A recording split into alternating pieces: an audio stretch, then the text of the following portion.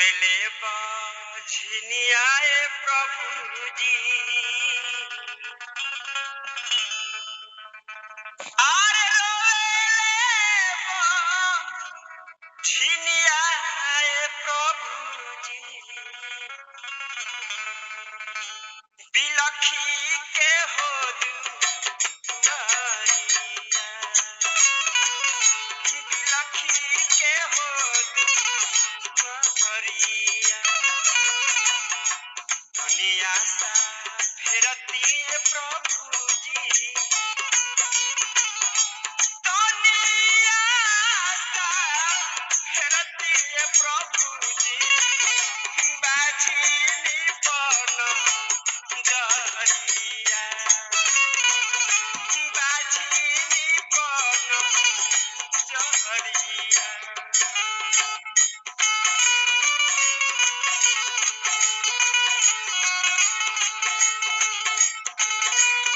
आदरणीय प्रभु के जन सब कुछ देर के बाद में अपने ही भाषा में परमेश्वर के संदेश सुने के अपने सभी जना के मिली।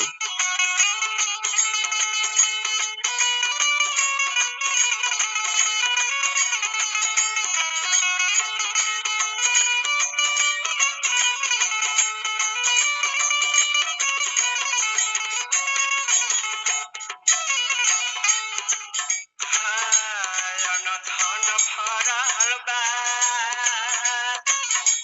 अनधन भरल बा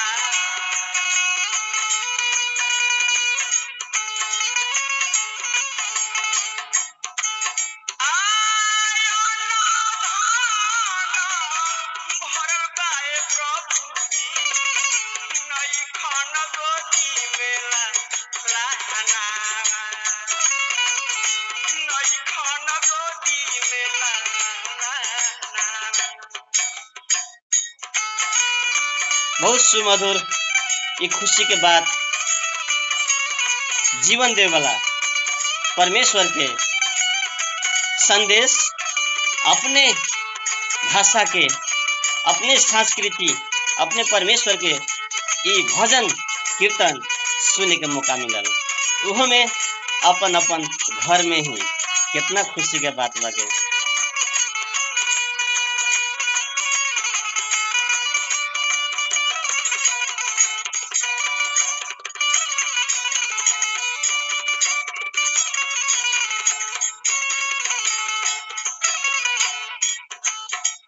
मंगिया तो भरनी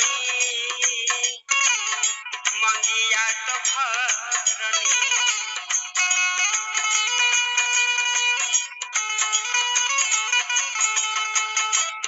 मंगिया तो भरनी प्रभु जी कोखिया भइले सा पानावा कोखिया भइले सा पानावा बहुत खुशी थी हमने काहे कि हजारों हजार बरस से लोग अपन सृष्टि करे वाला परमेश्वर के खोजी में बहुतो जगह गेल आ बहुतो चीज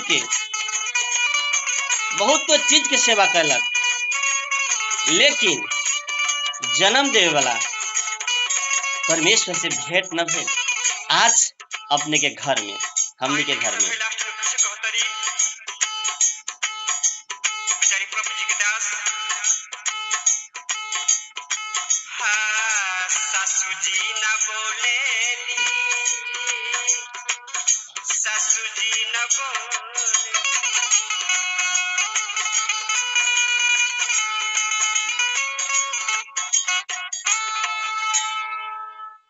सासू जी न बोलेली प्रभु जी आर भर मुहावा चानिया भर मुहावा आमीन। चानिया बहुत मजेदार शानदार सुसमाचार से जुटल सामाजिक संदेश सामाजिक वातावरण से जुटल भजन ईसा मसीह परमेश्वर के आज अपने के ही घर द्वार में अपने ही के अपने भाषा में अपने आवाज में बहुत खुशी के बात।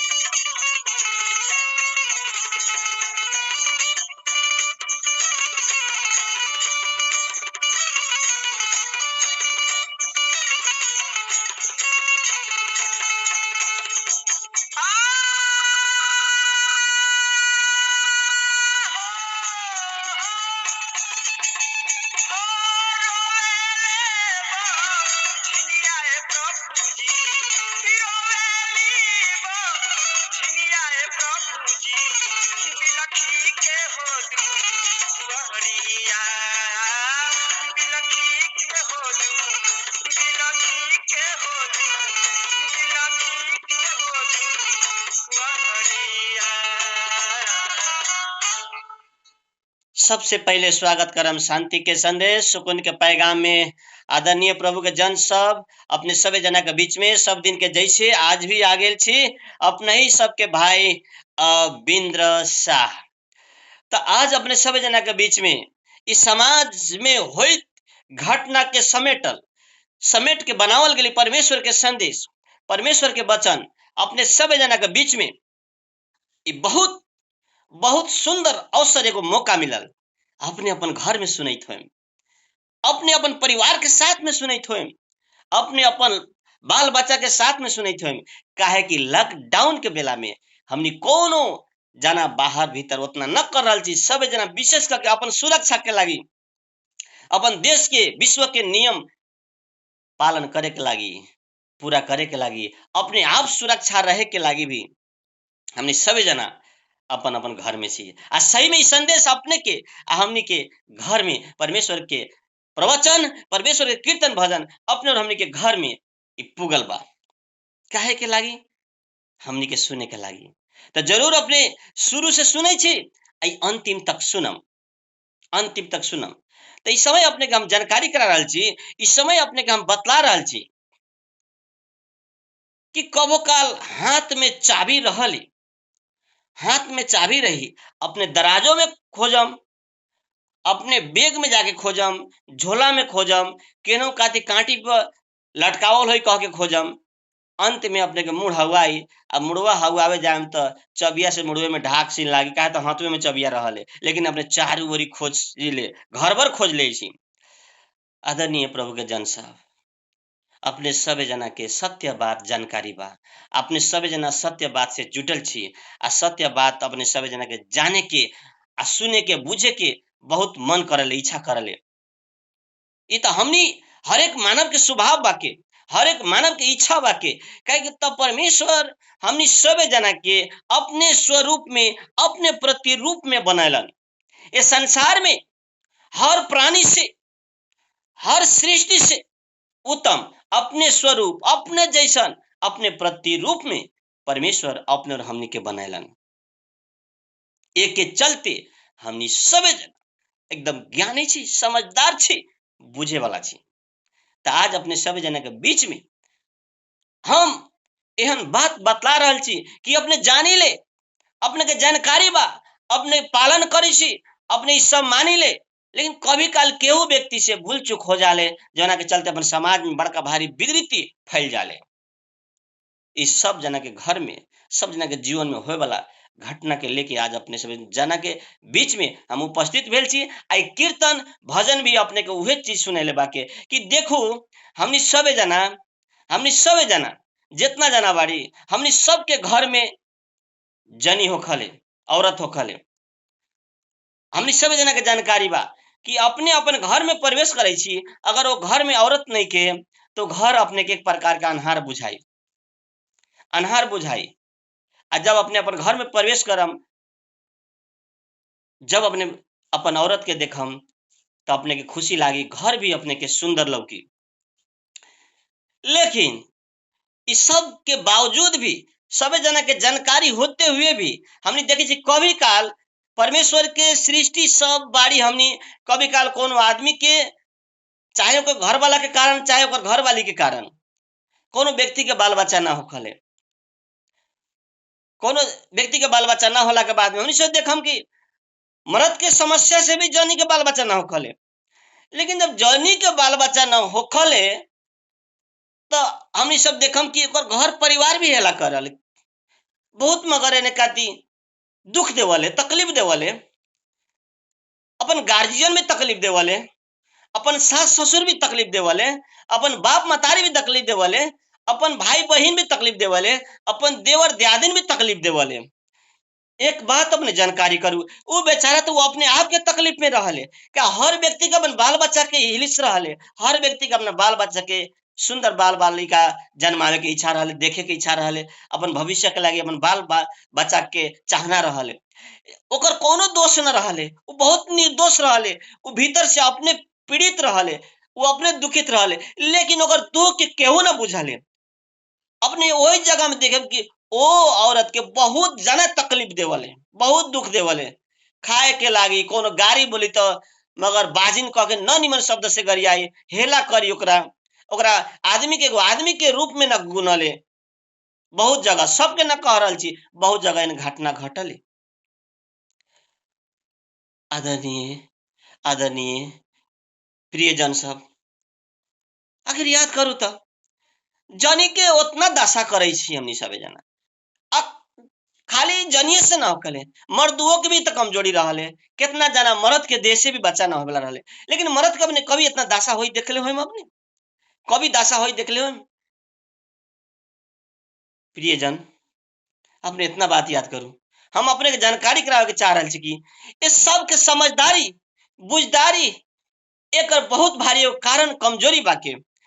अदन के बगीचा में जो शुरू में घटना घटल, औरत के जीवन से घटना घटा रहे। आज भी हम अपने के बता रहल छी कि आज औरत ही औरत के दुख देवले सबसे ज्यादा। निमन से याद करू, घर में कभी काल अपने याद करू कि एगो औरत के दुख देवले। अगर बाल बच्चा न होखे तो औरत के बाजिन कहले, औरत के शिकायत करले, औरत अपन बाल बच्चा के चाहे उ जौना के देश से बाल बच्चा ना होता ओकरा गार्जियन ने कही दोस्त शादी करके ले आवा, एक छोड़ द। अपने निमन से याद करम। अपने के हम उदाहरण देली है कि हाथ में चाबी रहले, लेकिन हमनी घर भर खोजी ले, चाबी हाथे में रहे। ज्ञान बा, बुद्धि बा, हमनी सब जना के जानकारी बा कि वो जानी है, वो औरत ही हमरे जैसन है, लेकिन जान के भी हमनी औरत के दुख दे छी। आदरणीय प्रियजन साहब, हमरा लगता कि अपन समाज में जे एहन घटना घटले ए विषय में ही हम अपने सब के बतला रहल छी। बाहर से कोनो ऐसा जोड़ल बात नहीं खे। अगर जोड़ल बात होखे तो हमारे मोबाइल नंबर में अपने फोन करके हमरा सुझाव देव। अपने के सुझाव के हम अपनावे के लागी, परिवर्तन करे के लागी, सुधार करे के लागी हम तैयार छी। अपने के इतने हम कहम कि संसार से कोनो कुछ लेके आयल, संसार में कोनो कुछ लेके आयल नहीं खे। माई के पेट से कोनो कुछ लेके आयल नहीं खे। सब नांगे आयल बाड़ी, हमनी सब जना नांगे जाए। लेकिन एगो औरत के हर व्यक्ति के माया करे के, प्रेम करे के सीखू। अगर अपने के टसर से, अपने के टेंशन से, अपने के दिकदारी के चलते अगर कोनो व्यक्ति अगर इस संसार में मर जाइत है तो एकर सारा के सारा सजाए परमेश्वर के राज्य में न्याय के आसन अपने के खड़ा होके ओकर सारा सजाए अपने के भोगे के हुई। एक चलते कोनो भी औरत के दुख देवे के ना चाहू, न करू। देखू उनका देश से बाल बच्चा अगर न होता तो कोनो दोषी नहीं खे। ऊपर वाला के हाथ में सब कुछ बाके। कभी काल मर्द के कारण भी बाल बच्चा न होकले। आदरणीय प्रियजन सब, हमरा लागता कि हम जरूर अपने सबके बीच में जे दे रहल छी, जे शिक्षा दे रहल छी निम्ने बा। अगर इस शिक्षा में कुछो अगर बुरा लागे तो हम एकरा सचावे के लागी, सुधारे के लागी अपने सबके बीच में फिर स्पष्ट करके बतलावे के लागी हम एने करे तैयार छी। अपने सब जना दुख न मान के हमरा ठेकाना में अपने सब खबर कर सकिले। हमार मोबाइल नंबर अपने सब जना के जानकारी करा रहल छी 98 454 99 363, 98 454 99 363 नंबर में फोन करके अपने अपन सर सलाह दे सकिले। अभी के लिए इतना ही। आवाला दिन फिर आएम। अभी विदा हम। जय मसीह, नमस्कार।